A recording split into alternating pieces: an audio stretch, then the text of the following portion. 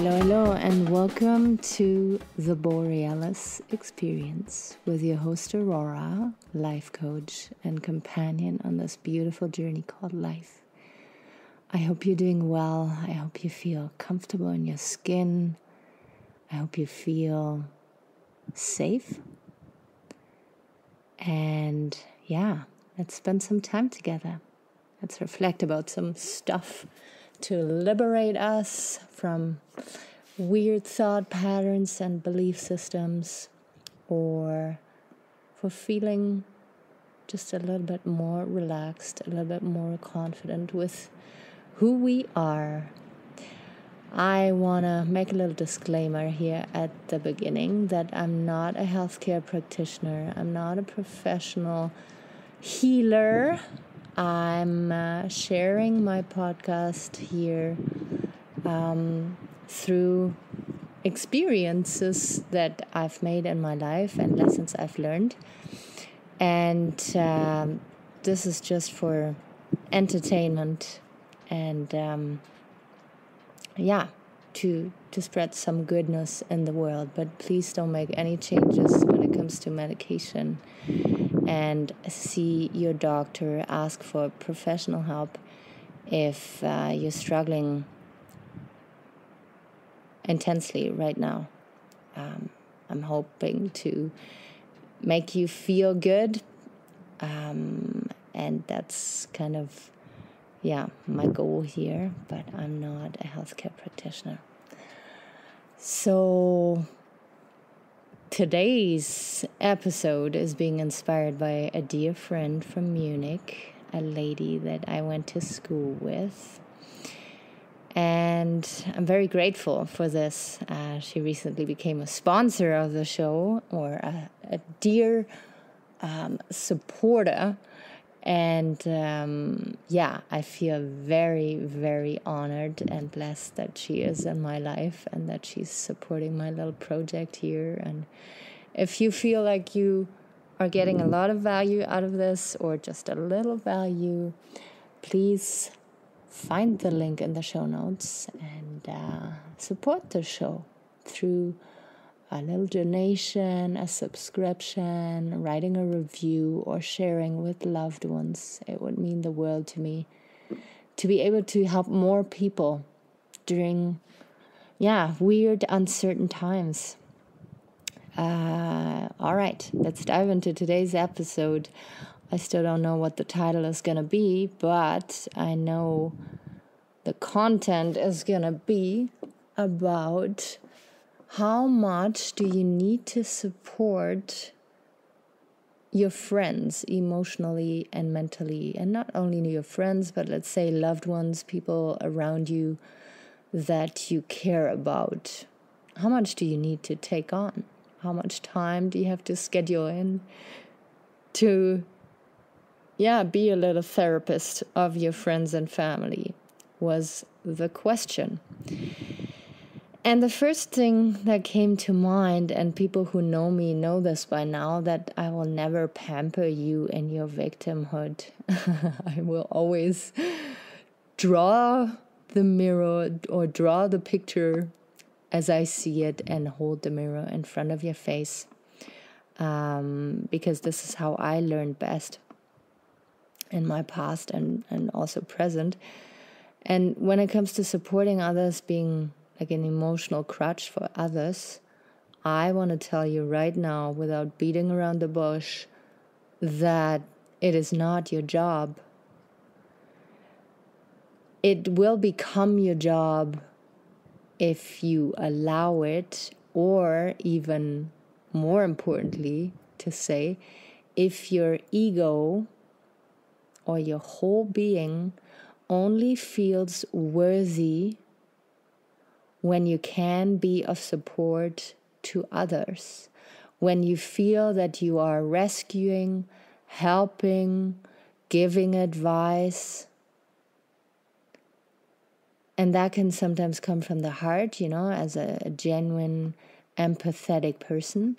But sometimes, even though it is very well meant, it can be your ego, your mind, that strongly identifies with being a helper in other people's lives, because maybe this is how you grew up as a little toddler. I'm going to give you a little example here. Let's pretend that Mia, a little girl, grows up with her mom, single mom, and they don't have contact to the dad, and the mom is maybe struggling with a slight depression, feels lonely, but the child is her everything, is her rainbows, her sunshine, her center of her life. So whenever little Mia senses that her mom is in a weird or bad mood, she starts becoming the clown. She starts entertaining the mom. She starts maybe baking or singing or telling jokes because she wants her mom to be happy. So this little girl learns from an early age on that she is responsible for her mom's emotions. And what does that do to her little baby brain? Because it is a primary caregiver, and it is happening in a stage in life where the brain absorbs everything without filtering out, she assumes and makes conclusions about love that might not be serving her in a future adult life. So she assumes now that she is responsible for her mom's well-being and emotional well-being especially. And sometimes it feels like a job, sometimes it's a little bit too much, but it gives her a strong sense of belonging and makes her bond with her mom, because whenever she makes her mom happy, mom is happy. And when the caregiver is happy, you usually get your needs met. When the caregiver is not happy, you usually struggle to feel heard and understood. So what this little girl learns is she needs to be there for her mom as a little crutch, but also as a feeling of being loved and feeling seen. And she would take that into her adult life and feel loved and a sense of belonging with her friends, with her partners, whenever they need her. Of course, they're gonna, I don't want to say take advantage, because I don't want to paint the devil out there. Like, I want to make you aware that it is within you that you can change this. Your friends and family will take your support, because this is what you offer. This is how you want to love other people. So if there's nothing else you have to offer, then of course they will take that. What does that to you? Well, first of all, you might be attracted to people who need you, who need fixing and rescuing, and that never goes down well. Because once you fix them, they don't need you anymore, in a sense, or you feel unemployed in another sense. And with people who are confident and independent, you feel anxious and scared because, oh my God, I don't know my purpose in their life. Like, why would they love me if they don't need my support and love and me being a crutch? So in a sense, you're trying to make people independent from you because this is what you've learned is love. But it is not, my dear one. And I had to learn it the hard way, just like everything. I learned everything the hard way. And this is also why I love my podcast so much, because I got the feedback that I can give people shortcuts to not, linger in weird situations for too long. And I wish I had these tools 10 years ago. I really do. But it's okay. It's okay. It's not too late. So I want you to look at yourself and really reflect about what what is love to you? Is it feeling needed? I hope the wind is not too strong now. Is it a need of yours that you feel you need to be of support to others? Otherwise, it's not a genuine friendship or relationship. This wind is getting too strong.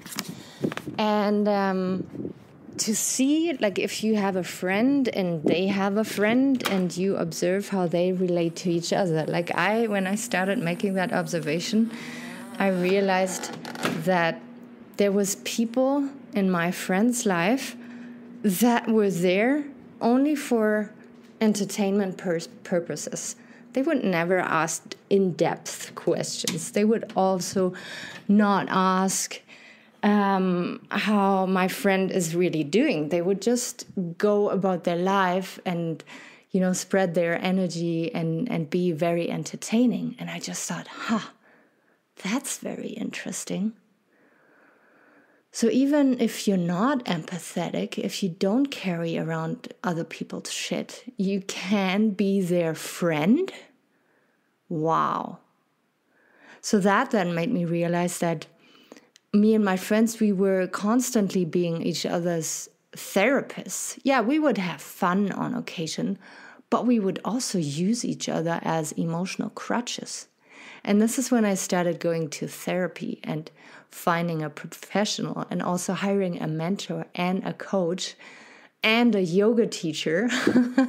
I covered myself up with professionals because I realized that I'm, first off, overwhelming and burdening the people around me with my struggles. And I'm not really moving forward because, yeah, they give you great advice at times, but sometimes also not so great advice. And once I transitioned, like working on my stuff with professionals, I was able to change my friendship dynamics, my relationship dynamics. And that was quite a change, because at the beginning I felt like I'm unemployed. I can't be my friend's therapist anymore.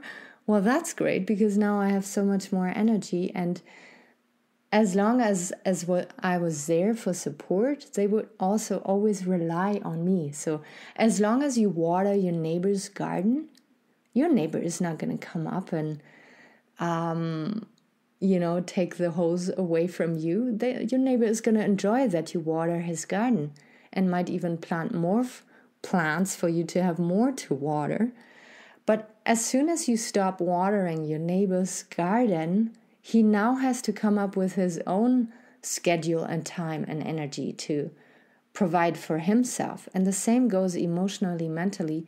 For the people that you used to be a crutch for, they now realize, holy shit, I got to take care of my own life. Now my friend is not there anymore. She's, enjoying her life and wants to connect with me on a different level. Now I got to, own up to my shit. Sorry for swearing so much. So, in a sense, you enable people to use you as a crutch if you strongly identify as a rescuer, a helper, an emotional support person. But watch out how much you extend yourself, because you are giving energy away, and people would be better off if they came up with their own energy to help themselves. So to set graceful boundaries, and for next time when a friend or a family member comes to you and wants to unload everything on you,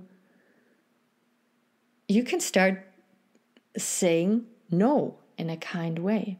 You can start saying, you know what, I'm struggling like with my own stuff right now, and it's really hard for me to give you advice because I'm not in your relationship. I'm not in your situation. I don't have all the insights. And then when they try to give you more insights, you then just say, no, I feel this is too much right now. My nervous system cannot handle all this information. And by saying these sentences, and you would think, oh, it's just words, but you feel so relieved and empowered. And the other person might feel a little bit awkward at the start, but they will also realize, okay, well then I have to find somebody else, or I actually have to reach out to a professional.